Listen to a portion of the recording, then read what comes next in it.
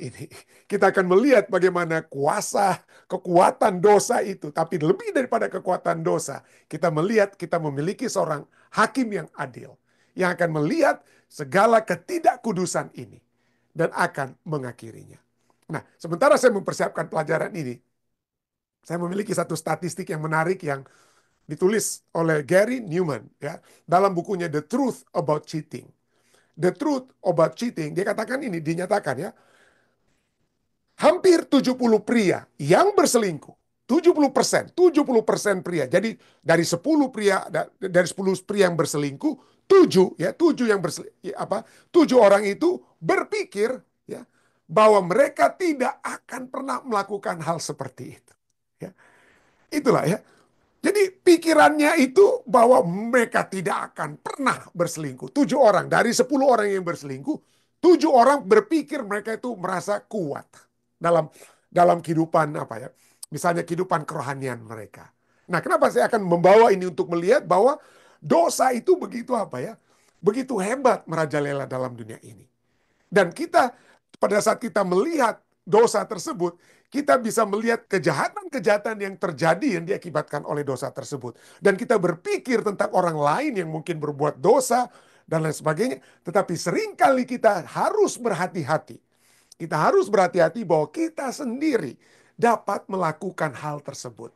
Mungkin kenapa kita kita ingin melakukan tidak apa kita dapat melakukan hal tersebut karena kita melihat bahwa dosa itu adalah sesuatu yang menarik, sesuatu yang enak. Televisi, film, semua menyatakan bahwa seks bebas itu adalah sesuatu hal yang seakan-akan diglamorized, ya, dipuja dan dipuji oleh Hollywood atau Bollywood dan lain sebagainya ya. Seperti begitulah ya. Jadi sesuatu hal yang apa? Jadi begitu kita, aduh, kita ini orang Kristen, saya orang percaya, aduh, saya nggak bisa dong bikin seperti itu. Jadi kita melihat orang-orang yang berbuat dosa seperti berselingkuh, seakan-akan mereka sedang menikmati kesenangan, sedangkan kita kok nggak enak. Ya. Ini salah satu dari banyak halanya. Demikian juga dengan dosa-dosa lainnya seperti, loh, ini kok orang-orang kaya yang ini yang korupsi-korupsi, kok mereka kok bisa menikmati kesenangan korupsi mereka. Ya. Nah, pemikiran-pemikiran seperti itulah tanpa kita sadar, sesungguhnya kita mengingini apa yang mereka miliki atau yang mereka lakukan. Dan itulah sebabnya kita harus hati-hati. Kita berpikir saya orang kuat, saya seorang anggota komite jemaat dan lain sebagainya. Saya nggak akan pernah jatuh, saya pendeta, saya nggak akan pernah jatuh. Hati-hati. 10 yang telah berselingkuh, 7 orang katakan apa? Mereka berpikir mereka tidak akan pernah melakukan dosa seperti itu. Itu sebabnya Amsal 16 ayat 28 katakan, ada jalan yang disangka orang lurus, ada jalan yang disangka lurus, tetapi ujungnya menuju apa? Menuju maut. Karena kita pikir, baik, oke lah. Ya, kita rasionalisasi. Dosa itu kita apa? Rasionalisasi. Cuman lirik-lirikan kok pendeta. Saya cuman lirik-melirik aja sedikit ya. Korupsinya kan cuman 10.000 rupiah. Atau kalau kita main judi, sekarang begitu hebat perjudian di Amerika Serikat ini ya. Yang adanya judi online dan sekalian dilegalisir dan lain sebagainya ini ya. Cuman sekali-sekali kok pendeta, kok cuman 10 dolar ya, 5 dolar, kan ada artinya kan itu. Itu pelan-pelan. Dan inilah memang terjadi siklus daripada dosa tersebut ya. Siklus dosa itu kalau kita lihat di dalam Alkitab seperti Adam dan Hawa ditawarkan oleh setan ya. Ada desire, ada keinginan. Hawa melihat, buah yang ditawarkan oleh setan itu menarik hati, dikatakan. Sedap dipandang, ya.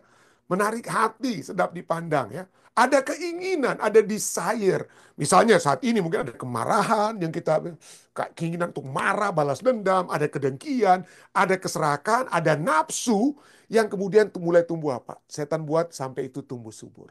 Dari desire kita akan masuk kepada proses pelan-pelan, itu mulai dari mata turun ke hati ya. Dari mata turun ke hati akhirnya ujung-ujungnya tindakan ya, tapi mulai dari keinginan. Lalu kemudian muncul kepada deceit, ada kebohongan. Lalu kemudian apa yang terjadi? Setan katakan kan kepada Hawa, bukankah semua pohon dalam taman ini tidak boleh kamu makan kecuali ini kan? Dan kalau kamu makan, kamu akan menjadi seperti Allah. Allah itu bohong. Allah bilang kamu akan mati, kamu tidak akan mati. Kamu akan hidup selama-lamanya. Kamu akan apa? Kamu akan menjadi seperti Allah. Jadi kita sering kali itu yang terjadi. Kita melihat satu nafsu yang kita miliki, entah itu uang, entah itu seks, dan lain sebagainya. Kita cuma, itu kan wajar aja dong, pendeta. Yang penting suka dengan suka kan. Ya. Akhirnya kita menyerah pada keinginan, dan keinginan-keinginan dosa tersebut kita anggap baik, bahkan anggap baik dan apa? Kita anggap baik dan wajar. Ya. Termasuk dengan korupsi dan lain sebagainya. Berdusta, ya kita anggap, oh wajar aja itu. Ya, baik aja itu, wajar-wajar aja. Inilah kebohongan yang setan tawarkan. Dari desire menjadi deceit. Dari keinginan menjadi kebohongan. Lalu dari deceit akhirnya menjadi apa? Decision. Ya kita setelah kita pikir, ini oke aja sih kalau cuma 10.000 rupiah neta untuk kita apa tilep ya uang jemaat ini. Kalau uang jemaat kita ambil cuma $100 kok, ini oke lah ya. Akhirnya jadinya apa? Dari dianggap wajar, lama-lama itu kita terus ambil keputusan untuk terus lakukan. Ada desire meningkat menjadi deceit, akan menjadi decision atau keputusan. Kita membuat pilihan sekarang untuk terus-menerus apa? Berbuat dosa karena kita sudah dalam pikiran kita itu sudah satu hal yang baik dan kita anggap apa? Kita anggap wajar. Lalu kemudian setelah terjadi decision tersebut, mulai kita akan masuk kepada kerusakan atau kerugian. Kita akan mengalami kerugian demi kerugian yang tanpa kita sadari. Mungkin jangka pendek kita senang dengan hasil korupsi kita. Jangka pendek kita senang dengan hubungan gelap kita, ya. Tapi kerugiannya itu akan pasti. Dosa tumbuh sebagai satu kebiasaan. Meskipun itu berbahaya, itu akan merusak rumah tangga, merusak gereja, merusak pelayanan kita, merusak segala sesuatunya. Ya, jangka panjang, detriment, desire, deceit, decision, detriment, dan pada akhirnya siklus dosa itu akan berakhir dengan death atau kematian. Dari keinginan, menjadi kebohongan, menjadi keputusan, menjadi kerugian, dan menjadi kematian. Kematian rohani dan kematian fisik. Jadi hati-hati. Pada saat kita melihat dosa, ya, pada saat kita melihat dosa orang lain sepertinya enak-enak, aduh kenapa mereka itu senang sekali, mereka tidak percaya Tuhan, kok mereka dapat sukses hidupnya dan lain sebagainya. Wajar bagi mereka untuk tidak percaya Tuhan dan lain, tapi kita harus hati-hati. Setan membuat seakan-akan itu tertarik untuk tidak percaya Tuhan, tertarik untuk bikin dosa ini, buat dosa itu. Dalam bukunya For the Love of God, D.A. Carson, menarik sekali apa yang dia nyatakan ya. Dikatakan bahwa orang tidak terdorong atau terhanyut ke arah kekudusan. Kita tidak akan, istilahnya seperti kalau kita naik perahu atau naik ban yang kita berenang ya, Bannon gitu ya.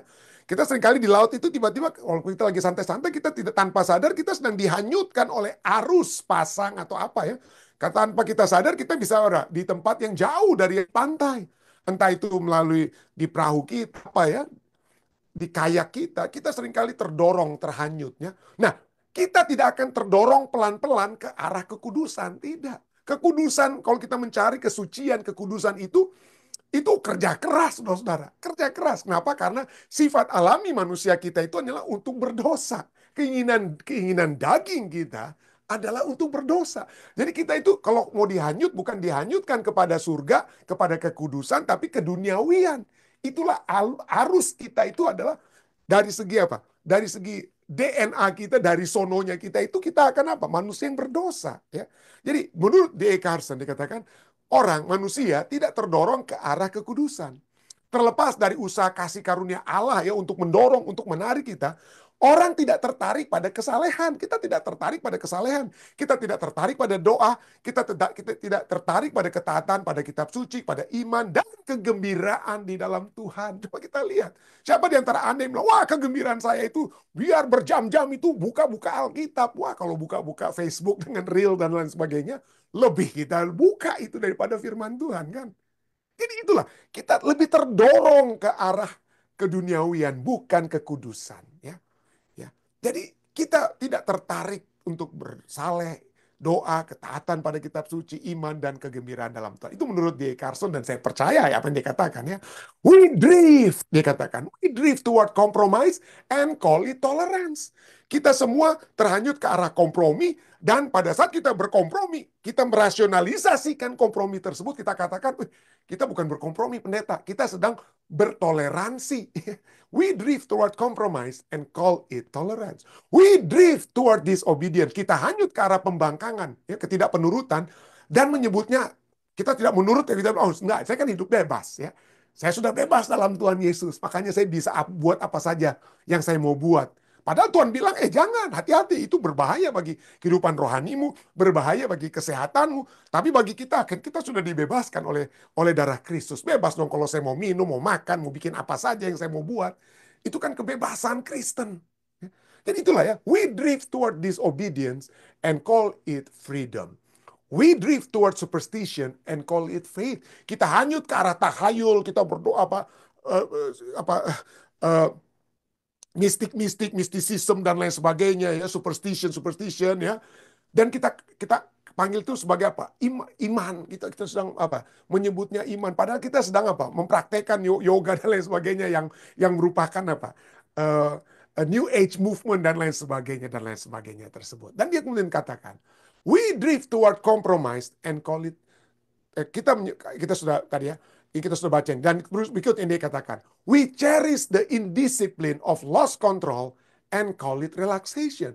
Kita menghargai ketidakdisiplinan kehidupan akibat hilangnya pengendalian diri dan menyebutnya apa? Relaksasi. Ya, saya kan lagi relaksasi nih pendeta. Kalau nonton binge, saya punya Netflix sambil makan ini, makan itu. Kan lagi relaksasi. Tapi kita sesungguhnya sedang kehilangan kontrol untuk menguasai diri kita untuk melakukan satu aktivitas yang lebih apa? Berguna. Kita pikir lagi mau santai-santai nih pendeta. Nah, saya tidak katakan kita tidak boleh bersantai ya. Tapi kalau berjam-jam kita gunakan untuk apa? Nonton Netflix dan sambil makan yang tidak sehat, makanan tidak sehat, hati-hati. Ya. Bukan itu yang Tuhan kehendaki ya.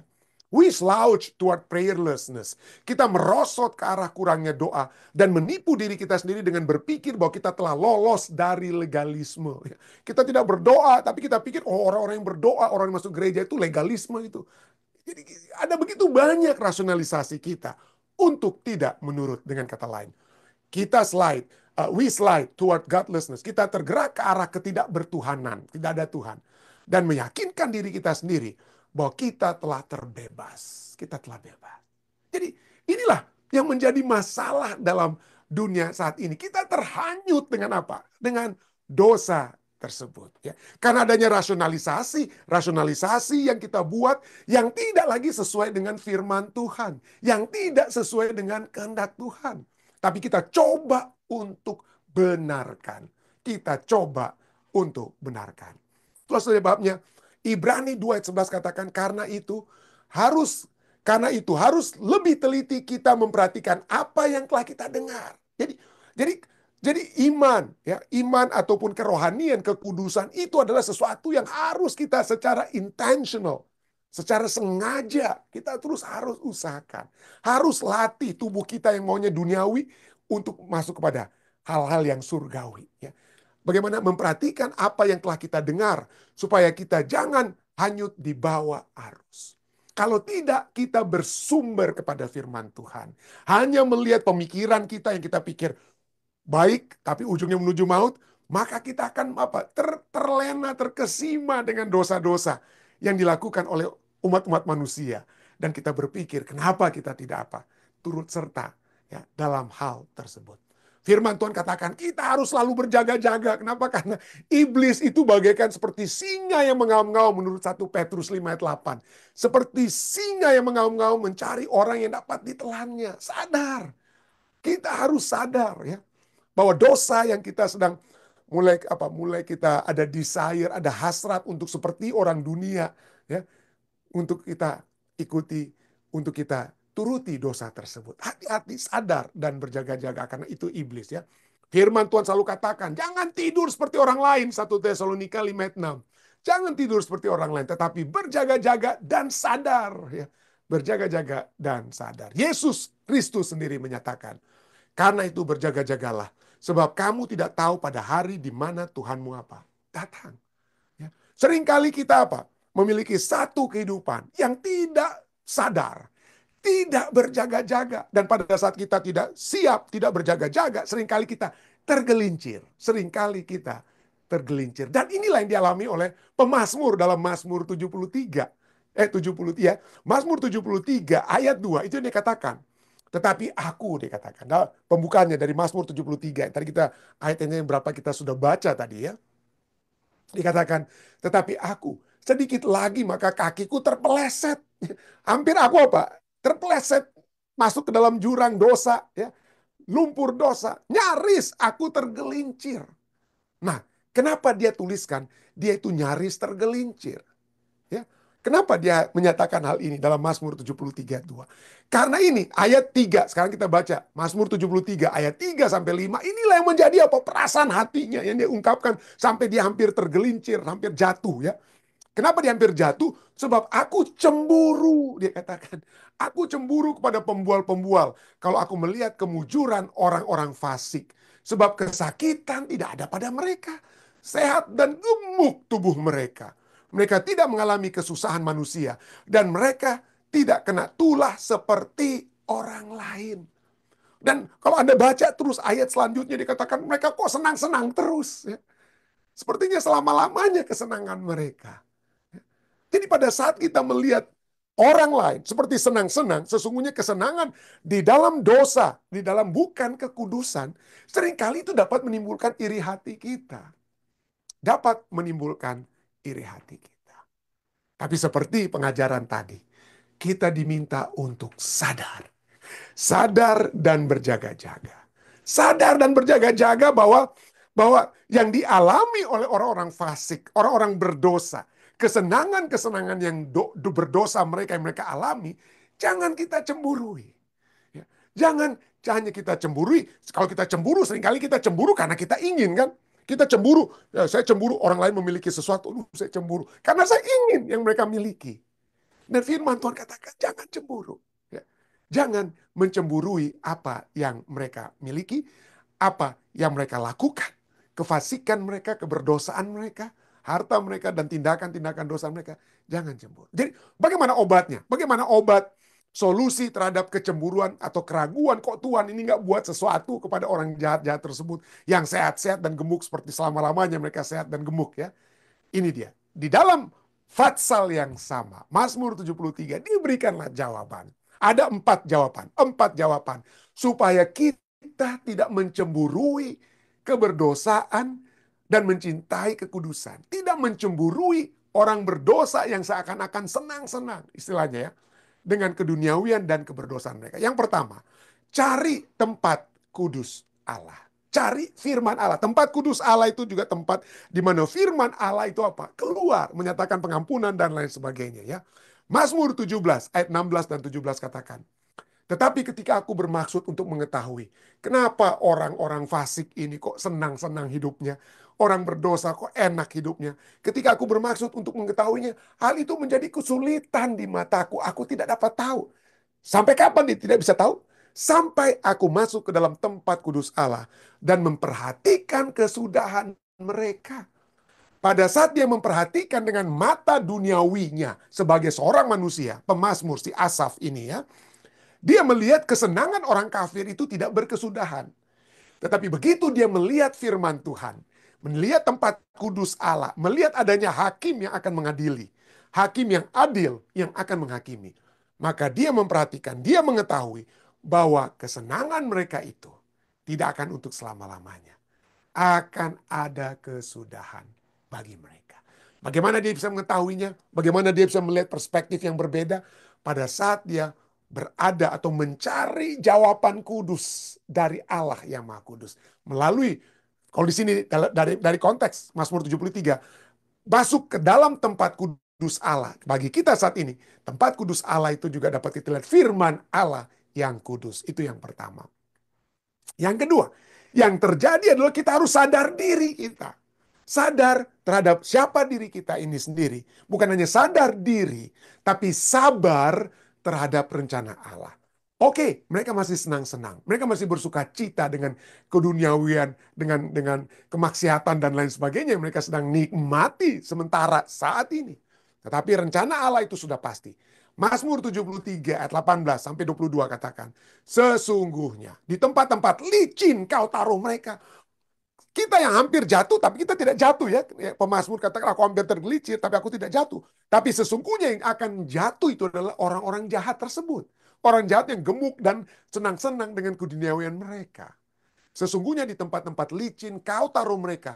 Kau jatuhkan mereka sehingga hancur mereka tersebut. Ya, mereka itu akan hancur. Betapa binasa mereka. Dalam sekejap mata lenyap habis oleh karena kedahsyatan. Ya. Dan kita lompat. Baca ayat 22. Aku dungu dan tidak mengerti. Seperti hewan aku di dekatmu. Seperti manusia.